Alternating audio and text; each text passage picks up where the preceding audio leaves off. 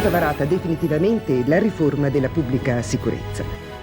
Da domani la polizia non avrà più le stellette.